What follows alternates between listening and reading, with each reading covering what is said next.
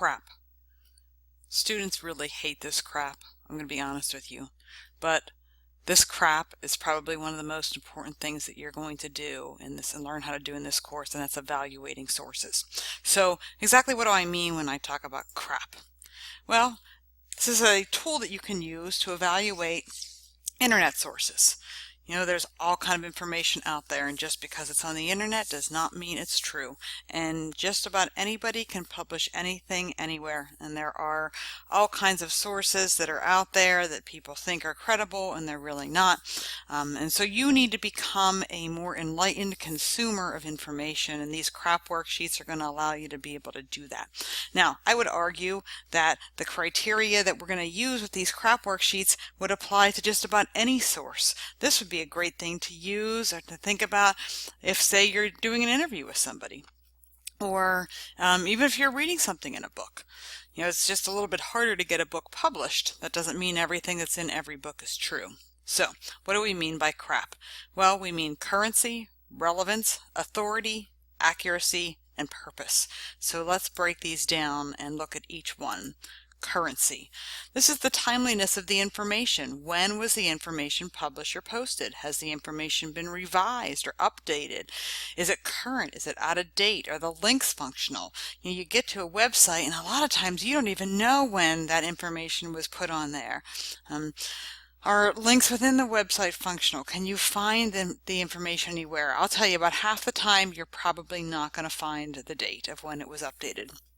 If you're using something like the New York Times, something that was in print first, then you will often find a date of when that was published. But oftentimes you're not going to find it. But that doesn't mean you don't look. You want to make sure that you're using current information. And so this one criteria of the CRAAP worksheet allows you to go and explore that a little bit. Okay, next one. Currency. Important? Don't necessarily think it's the most important, but it is important. Next one is going to be relevance, the importance of the information for your needs. Does this information relate to your topic? Does it answer your question?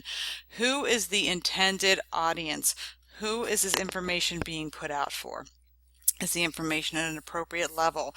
Have you looked at a variety of sources? You know, sometimes you'll find the same thing in different websites, and that can help bolster what, you can feel a little bit more comfortable using that information. So we want to make sure that the information is relevant. The intended audience, well, there's just a lot of stuff about internet sources that you need to look at. If you scroll to the bottom of an internet page, there's going to be an about link, and it's really in your best interest to use that and to explore a little bit. Just because the URL name sounds like it's okay doesn't mean that it's necessarily okay. Anybody can put national in the title of something. Okay, we've got currency, we've got relevance. Let's look at authority. From my perspective, this is probably the most important one.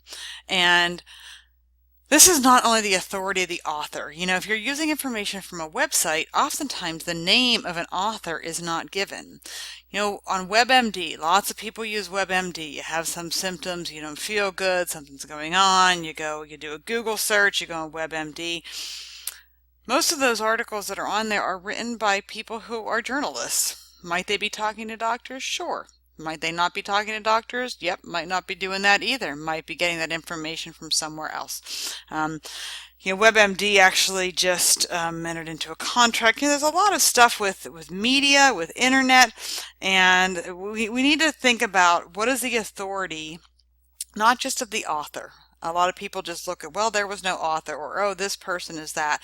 I really want to know, what's the authority of the publisher or the source or the sponsor of that website?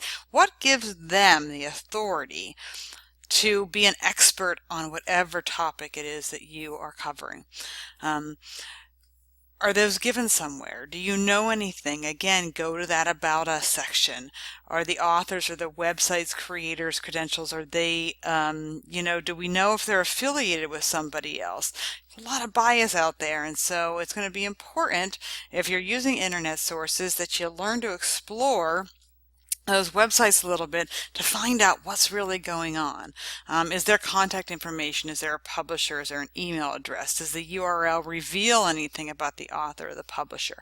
I'm going to do another mini lecture, and we're going to actually look at a website, and you'll see how easy it is to be deceived. And you know, a lot of people, they don't read much beyond the headline. Be honest, you're on your social media site and you see an article title, a lot of people just hit share and they never even read the article. So what's the authority, not only of the author, if there's an author or a person's name, but more importantly, the organization or the publisher, the entity that's responsible for maintaining the website? What is their authority?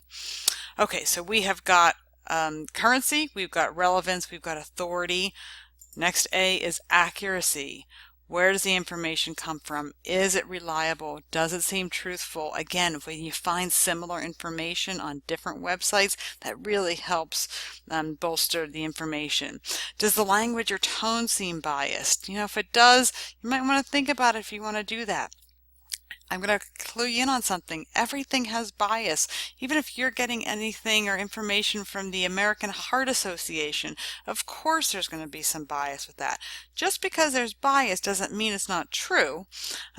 But there are some things we need to look for. You know, if you're on a website and there's all kind of spelling and grammatical and typographical errors, that might be a clue that that might not be a source you want to use. So, does it seem like, can you verify this information? And the last thing is the purpose. The reason the information exists. This is really tied into authority also. Why did this entity or this organization, what's their purpose for putting the information out there? Do they make their intentions clear? Is the information, is it fact, is it opinion, is it propaganda? And we certainly have heard a lot about that in the past year. So if you're using an internet source, it's going to be important that you do that. Now, I'll be honest with you. For most people, for their informative speeches, this usually isn't too much of a problem. But for the persuasive speech, you really want to be aware of that. Are there political, ideological, cultural, religious, institutional, or personal biases? Why did they put this information out there? And it's your job when you're using an internet source to try to gather some of that information and talk a little bit about that. So when you're completing those CRAAP worksheets, you want to address all of those. Now, in that CRAAP worksheet, yeah, there's a little area. That doesn't mean you have to answer every question. You can just kind of do a summary. But you want to give every part of it some attention. And remember, don't believe everything you read on the internet just because there's a picture with a quote next to it.